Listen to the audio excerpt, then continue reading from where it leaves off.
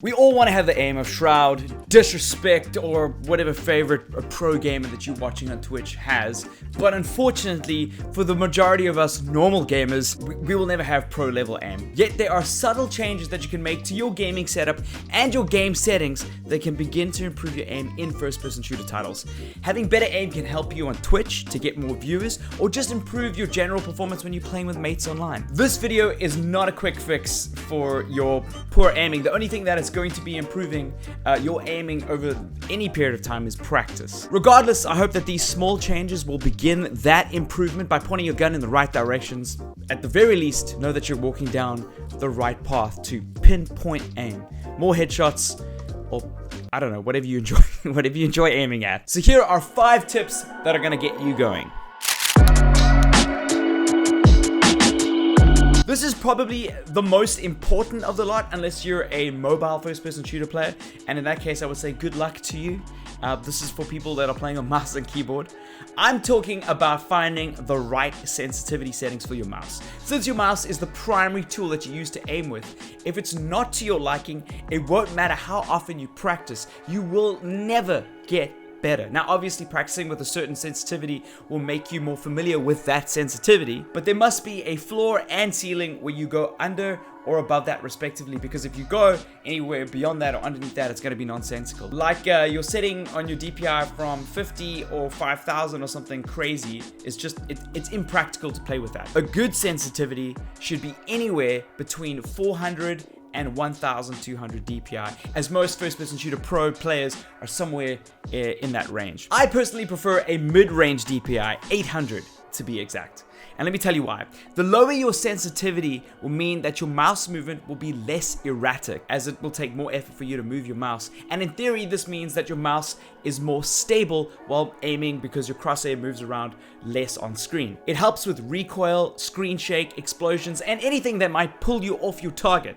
It also helps you to not over-aim, as in moving past your target and then having to pull your mouse back toward the target. On higher DPI settings, over-aiming will get you killed a lot, especially against good players. The obvious possible negative of low DPI is under-aiming, and that you may not be able to track your target fast enough in a high-paced first-person shooter like Apex Legends or Overwatch.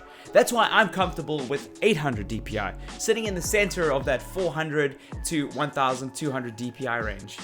Now, on the other hand, you may really enjoy a higher DPI in the 1000 to 1200 range, and I would say the sensitivity range is for players who are already accurate with their aim, or for those who can aim at high speed, because the precision that you need to play with a high DPI is incredible, and I wouldn't recommend it if you're starting out or if you're struggling with your accuracy. Higher DPI settings to me are like driving a really fast car.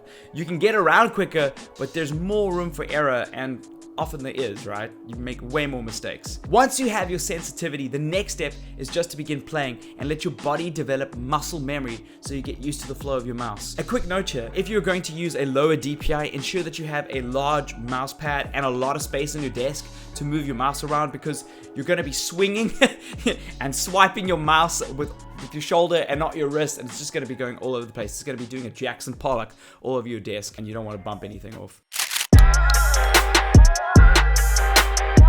Number 2, look at your minimap. That's if there is one. You may be thinking, how the heck does this help my aim? Well, the more information that you have on the battlefield and the more suited you are to having the jump on your enemy, the more time you have of shooting them, right? If you know where to point your gun, it helps you acquire targets easier. And since peripheral vision is not really a thing in first-person shooters unless you have an ultra-wide monitor with your field of view at 110 like mine on my desk, the minimap becomes your best friend to acquire targets outside your FOV and orientate yourself with your position and your enemy's position on the map. Get into the habit of peeking at it. It helps, I promise. In game series like Battlefield, you can even change the size of your minimap, which makes it easier to look at, and that's by design. Number 3, lower your graphic settings. Not all of us are sitting with an AMD Radeon 5700 XT monster GPU that can run at like 144 Hz at 1080p on a monitor on your desk. I understand this is a tricky one because not everybody wants high frame rates as a top priority. Some of you want your games to look good. So if you're content with sacrificing smoother gameplay for image fidelity, then you can ignore this one. But if you're like me and don't care much for how a game looks, and prioritizing performance over that. For instance, Apex Legends, you might want it to have higher frame rates and it looking less good. Is that right? Looking worse? If it looks worse and you're getting a higher frame rate, you're gonna get a higher performance, right? Higher FPS improves aiming because your brain sees more information. In this case, it's frames, right? To help you make decisions when you're looking at a target. For example, if you need to target an enemy running across the screen in 10 seconds, but you're only seeing 2 frames in those 10 seconds, it would appear like your enemy is transporting across the screen because you'll only see the enemy every 5 seconds. 2 frames, 1 every 5 seconds. But if you see the same enemy with 100 frames in 10 seconds, you will see the enemy 10 times every second. Like 100 frames, 10 every second, which gives your brain more information, more instances of the enemy to look at to make an aiming calculation more accurate, especially when you're tracking. Another benefit of lowering your settings is that you can see your enemy easier because there is fewer particle effects, textures, shadows, and rendering of objects happening all over the show. I mean, in some games, you may even be able to see through fading smoke and flashbangs a lot quicker than somebody playing on higher settings that is just like making it look good and prioritizing that, but not prioritizing how you play. Some of my friends have had the experience of seeing enemies through objects on ultra low settings because the textures weren't even rendered in.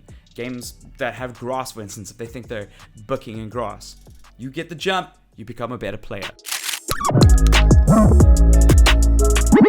Number 4, if your game allows, try to rid yourself of unnecessary clutter on your HUD. Anything that will potentially distract your eyes from the enemy, you can get rid of. Keep only the essentials like your minimap, your squad, and geographical locations and hit markers. Anything that is going to help you perform, just keep it there. The reason I bring this up is that a lot of FPS multiplayer games recently, the developers for some reason have made an effort to vomit tons of pointless information on screen. For example, a lot of games let you know that you have killed someone by giving you the statistics right in front of your crosshair or somewhere nearby in the middle of a firefight.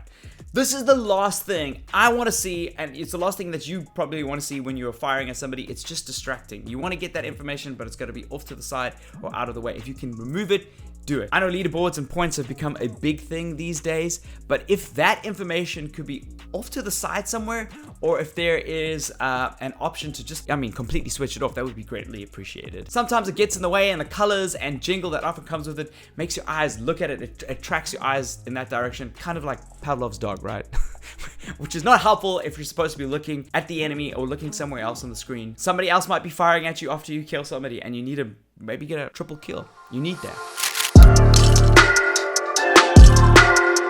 Number 5, find a comfortable crosshair. Many games allow you to customize the crosshair, so find one that pops out for you and that doesn't block your vision of your opponents. Games like Call of Duty, Overwatch, and CSGO allow you to customize your crosshair. In Overwatch, you can even customize the color of your crosshair. So look at the art direction of the game and anything that can like pop it out a little bit for you in juxtaposition of that game's art direction. Whatever makes you line it up easier and allows you to line your targets up faster is always going to be a win. And just like another extra thing, a lot of mice have DPI buttons on the mouse. If you are a sniper, some people like to have a DPI button on the mouse that you can toggle for ADS, but ADS is actually an option in the settings. ADS stands for aim down sight. So you might want a different sensitivity for when you aim down sight from when you hip fire. Because the setting is included inside the menus, there's no real point to have a button on the mouse these days to do it. I have disabled that button because sometimes you're so into a game and you're so busy playing and competing that you might not have realized that you've pressed that mouse button, and like 5 minutes will go by and you'll be like, oh, that's why I'm sucking right now. It's that DPS button. Disable that DPS button unless there are specific instances where you need it. If you don't need that DPS button, and if you aren't using it right now, you probably don't need it, then just disable it. Go to your mouse settings for your mouse software and change it there. All right, thank you guys so much for watching this video. If you enjoyed this, please hit that like button. Don't forget to subscribe.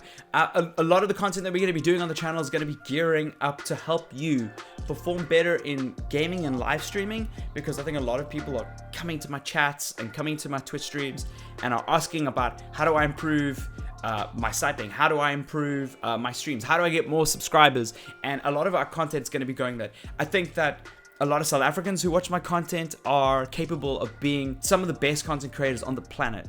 And a little bit of coaching, a little bit of direction will be helpful for you guys. So I'm going to be doing a lot of that. And I hope this will help you either with your esports or with your channel. These aren't a quick fix, by the way, to become a shroud of disrespect, but they're going to help you improve and get better. There is no shortcut to practice. So practice, practice, practice. Let me know what you guys think. I'll see you guys in another video. Cheers.